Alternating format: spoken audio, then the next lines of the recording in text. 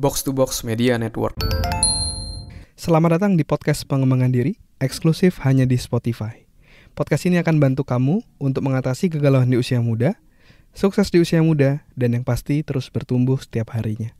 Agar kamu tidak terlewat setiap episode barunya, jangan lupa untuk follow dan nyalakan loncengnya ya. Selamat mendengarkan. Hai Chandras Bordes, dan pada podcast kali ini saya akan share tentang ketika harapan orang tua tidak sesuai dengan harapan kita.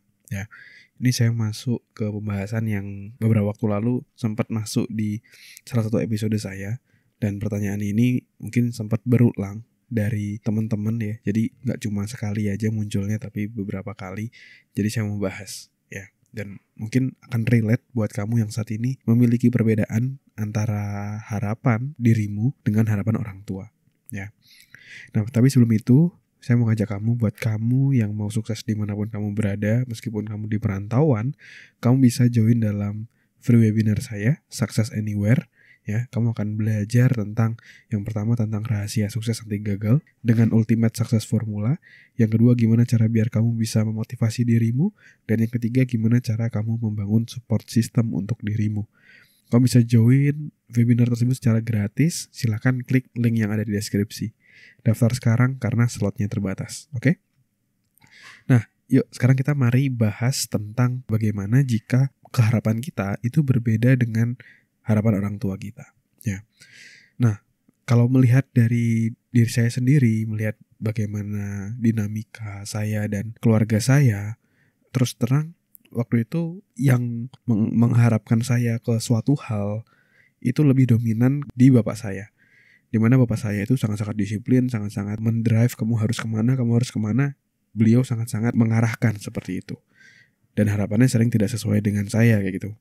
Namun ketika kelas 3 SD, beliau meninggal dunia, sehingga saya tumbuh dengan ibu saya yang sempat menjadi single parent gitu. Dan ibu saya juga punya harapan-harapan tertentu terhadap saya.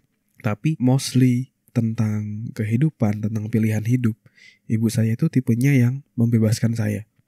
Jadi beliau mengatakan, terserah saya mau milih apa, yang penting kamu bertanggung jawab sama pilihanmu.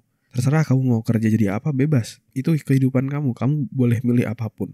Nah itu ibu saya ketika saya memilih jurusan, memilih perkuliahan, itu sangat-sangat membebaskan saya. Waktu itu saya sempat kepikiran, apa saya mau jadi dokter ya? Ibu saya selalu bilang, siap, nanti ibu siapin dananya. Meskipun saya tahu waktu itu mungkin dananya terbatas, tapi ibu saya akan cari cara untuk mensupport anaknya. Meskipun akhirnya ketika saya kelas 3 SMA, saya memutuskan, saya mengikuti apa panggilan hati saya, mengikuti apa yang saya suka, yaitu adalah di dunia psikologi. Akhirnya saya masuk psikolog. Dan ya biayanya akhirnya gak terlalu mahal, dan ibu saya juga happy kayak gitu. Jadi kalau dari lingkup pilihan kerja itu sebenarnya tidak ada yang berbeda gitu. Nah, sempat ada satu perbedaan di mana ketika saya kuliah. Dulu ketika kuliah, saya sempat mau berhenti kuliah gitu karena saya habis ikut seminar, baca buku tentang orang-orang kaya, tentang entrepreneurship atau kewirausahaan. Itu saya ngelihat kok mereka mostly itu DO ya, drop out ya. Akhirnya mereka berhasil menjadi wirausaha kayak gitu. Dan ketika saya melihat seperti itu, dan saya sempat cerita kepada ibu saya tentang pikiran saya seperti itu, ibu saya akhirnya berpikir, jangan kayak gitulah, kamu harus selesaiin kuliahmu kayak gitu. Tapi saya di satu sisi masih dengan ego saya merasa, enggak bu, saya harus DO biar harus keluar dari perkuliahan ini agar aku bisa sukses jadi wirausaha. Nah itu kan pasti ada perbedaan gitu kan antara harapan kita dan harapan orang tua. Nah, sebagai orang yang dewasa, itu kita nggak bisa ngotot hanya memilih keinginan kita sendiri gitu. Ya, kita juga harus memahami orang lain. Seperti salah satu habit di dalam buku Seven Habits kan ada tentang memahami dulu sebelum dipahami. Jadi, pahami dulu tentang apa kemauan orang tuamu, baru kamu dipahami. Dan dari situ saya coba melihat dari sudut pandang orang tua saya. Kenapa kok ibu saya mau saya lulus gitu, sampai S1 minimum. Dan ketika saya melihat, ya sebenarnya ya masuk akal juga. Karena mungkin waktu itu saya melihat contoh-contoh para entrepreneur itu adalah yang drop out. Tapi ya itu kan yang saya baca. Pertanyaannya di dunia nyata berapa banyak sih wirausaha yang berhasil yang drop out? Hanya beberapa aja, dan itu yang cerita-cerita tersebut yang digaungkan. Padahal banyak juga entrepreneur ataupun wirausaha yang sukses berhasil luar biasa dan mereka lulusan S1, lulusan S2 dan lain-lainnya juga banyak kayak gitu. Ya. Dan pertanyaannya, banyak nggak yang drop out terus mau jadi wirausaha malah gagal? Ya banyak juga kayak gitu kan. Sebenarnya banyak kayak gitu. Cuma karena waktu itu saya bacanya hanya orang-orang tertentu saja, akhirnya ya terbentuknya mindsetnya seperti itu. Tapi akhirnya ketika saya memahami apa yang dimaksudkan oleh orang tua saya, akhirnya saya memutuskan untuk yaudah saya lanjut S1 saya. Dan akhirnya saya lulus dan saya bersyukur karena memang saya bukanlah orang yang sangat-sangat berani dalam mengambil resiko. Dan sekarang saya masih bekerja ikut orang juga kayak gitu. Dan pendidikan saya dari dorongan ibu saya untuk melanjutkan studi S1 sampai selesai. Terus untuk melanjutkan kuliah saya S2 juga di psikologi sampai selesai. Itu justru ketika di akhir saya sangat-sangat bersyukur dengan arahan orang tua saya. Nah itu salah satu contoh di mana ketika kita coba memahami dulu apa maksud dari orang lain, jangan-jangan benar nih. Jangan-jangan kita yang terlalu punya ego sehingga kita menutup mata dengan apa saran orang lain yang mungkin itu lebih tepat dan dari orang yang jauh lebih berpengalaman gitu. Ya. Nah, tapi pertanyaannya apakah saya selalu mengikuti apa arahan ibu saya dulu tentang kehidupan kayak gitu? Tentu enggak juga kayak gitu. Ibu saya pernah menyarankan saya untuk ikut jadi agen asuransi untuk nambah-nambah duit kayak gitu.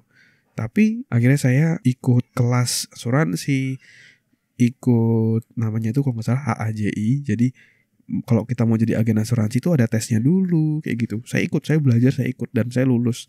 Dan ketika saya menjalani prospek orang lain di asuransi, sempat saya closing ya. Dan akhirnya ya lumayan gitu ya dapat income-nya waktu itu. Tapi di satu sisi saya nggak enjoy dengan kegiatan tersebut, dengan pekerjaan tersebut.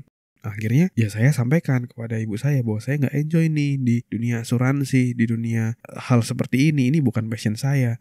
Akhirnya karena saya tahu itu tidak sesuai dengan diri saya dan saya tahu apa yang terbaik buat saya untuk making money.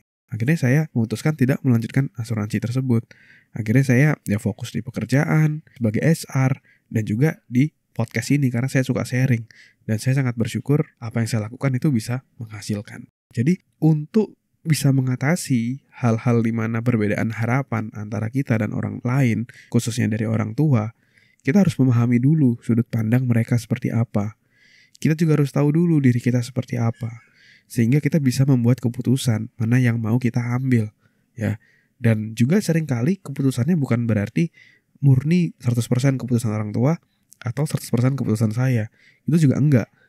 Hidup ini tuh bukan hitam dan putih. Hidup ini tuh abu-abu. Jadi misalnya contoh, orang tua pengen kamu kerja dulu, tapi kamu pengen berwirausaha. Kamu bisa kok ambil jalan tengah. Dengan cara, kamu bekerja dulu. Mungkin karena orang tua concern kamu bisa dapat income dari mana. Terus kalau kamu buka usaha, apakah langsung menguntungkan atau enggak. Kamu bisa hidup enggak dari sana gitu. Mungkin ada concern tersebut. Terus di satu sisi mungkin kamu juga merasa ya untuk membangun wirausaha bisa dapat profit, tapi kan juga tidak langsung kayak gitu ya. Pasti ada prosesnya.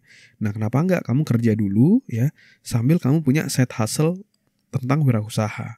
Ya, kamu buat usaha yang kamu suka, sampai nanti ketika kamu bisa membuktikan bahwa penghasilan dari usahamu itu bisa sama atau lebih dari apa yang kamu kerjakan, ya kenapa enggak kamu memutuskan untuk menjadi wirausaha.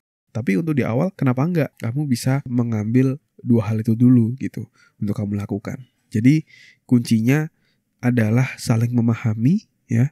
Kamu perlu komunikasi, jangan diem-dieman, dan kamu perlu cukup dewasa untuk memahami dari segala macam sudut pandang dan siap untuk berkompromi untuk keputusan yang diambil.